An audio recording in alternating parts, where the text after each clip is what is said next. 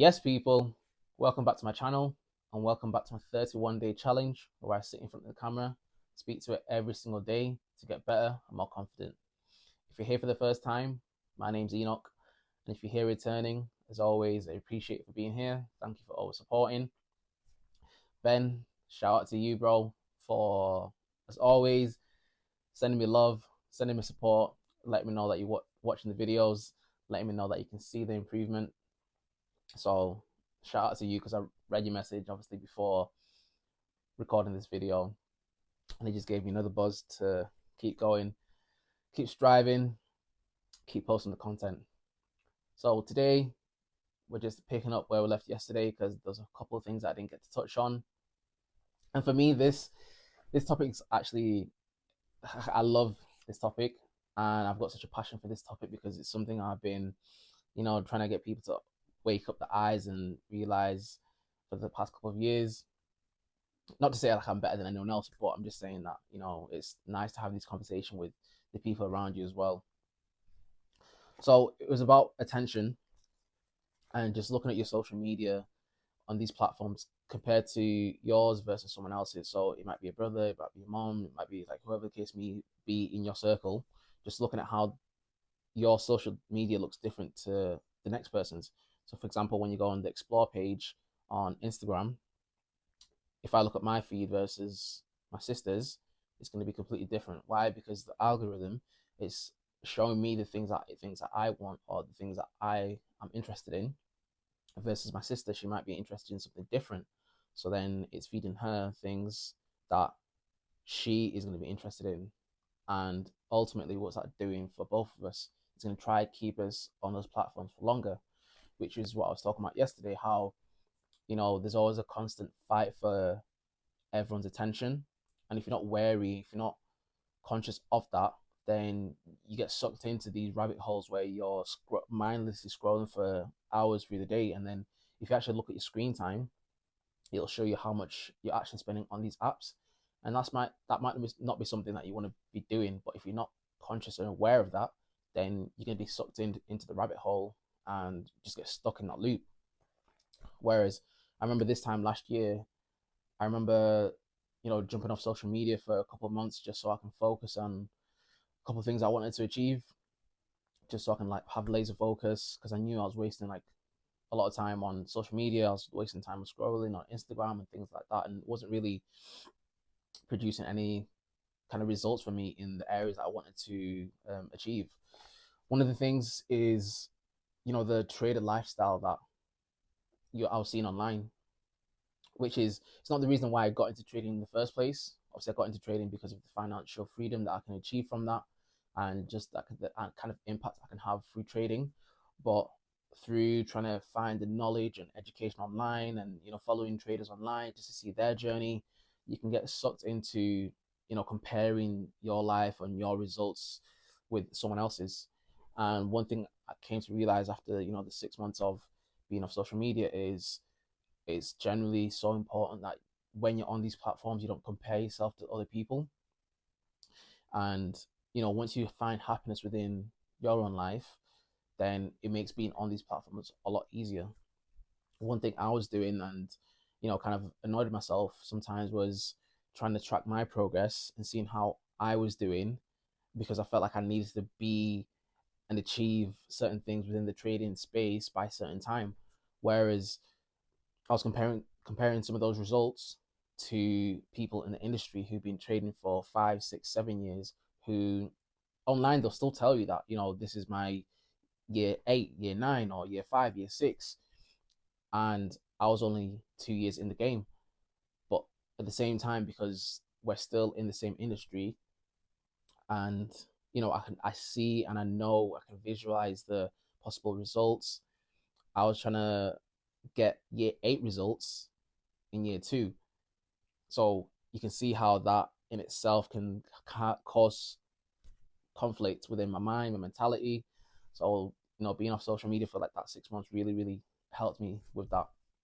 At the same time as well, it made me realize that at the end of the day, the people that you have online, yeah, they can be friends, yeah, they can be acquaintances, yeah, you can meet them here and there, but at the end of the day, the people that really matter the most are the people that are on your contact list, for example, who, when, if everything was to shut off, who's got direct access to you, who can, you know, directly access you when you're not on social media.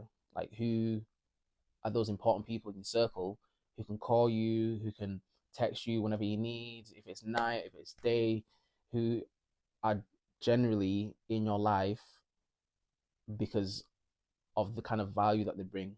And that value is genuine friendship.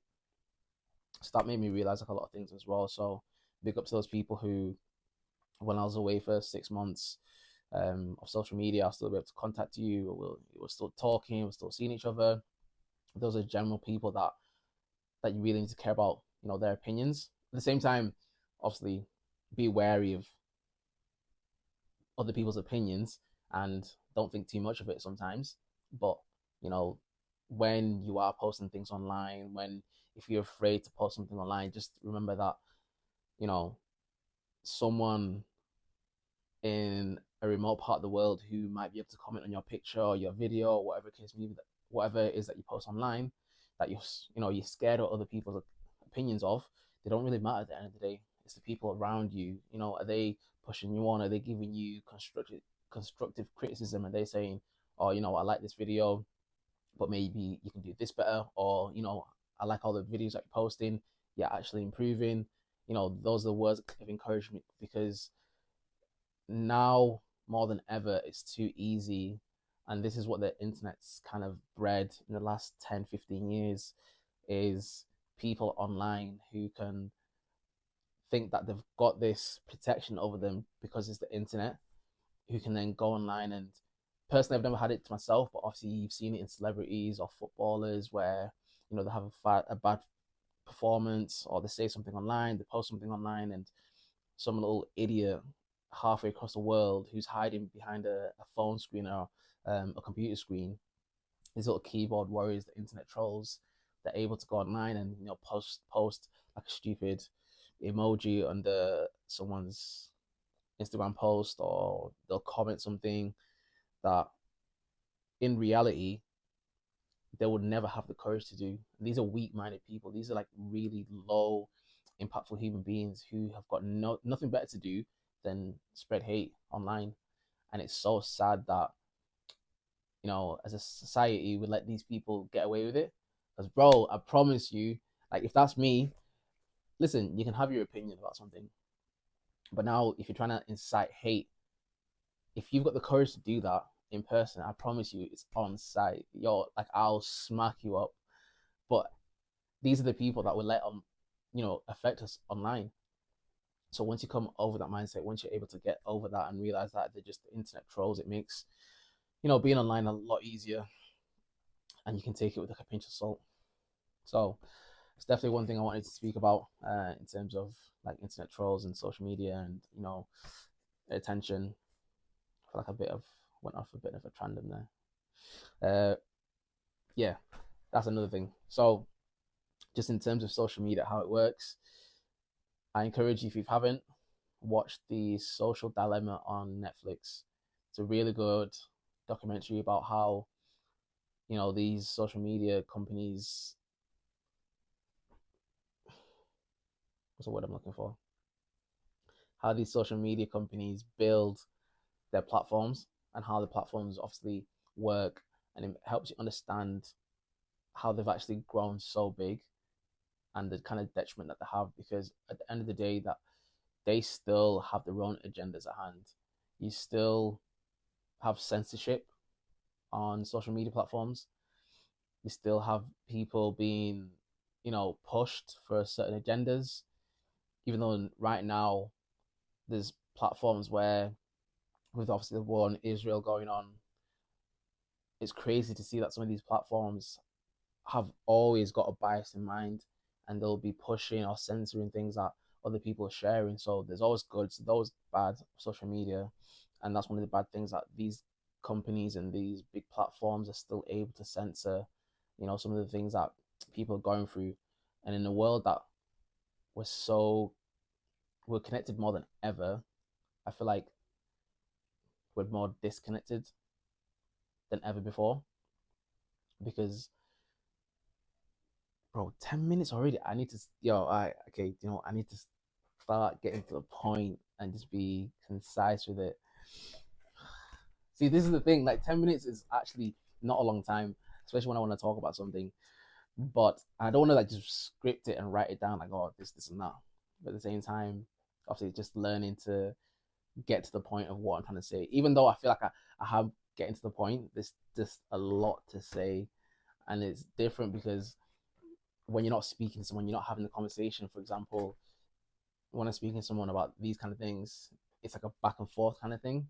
Whereas now it's just me completely just saying what I need to say and not realizing or forgetting the fact that I've got 10 minutes. Because day one, I remember when I was just freestyling it, also I was looking at the time thinking, oh, how long I've got left. Whereas now, when we're getting onto certain topics and I'm trying to guide myself through those topics, there's still a lot to say. But yeah, that was today's 10 minutes. Today's Sunday, so getting ready for a new week. I hope you guys had a blessed weekend. Make sure you're prepared for the new week coming ahead. It's Christmas soon. Get yourself prepared. Get yourself prepared. All that good stuff. Apart from that, peace, love. See you on the next page. That was all. I'm gonna do that again. I'm gonna do that again. One sec. Peace, love. See you on. Why am I pointing? Peace, love. See you on the next page.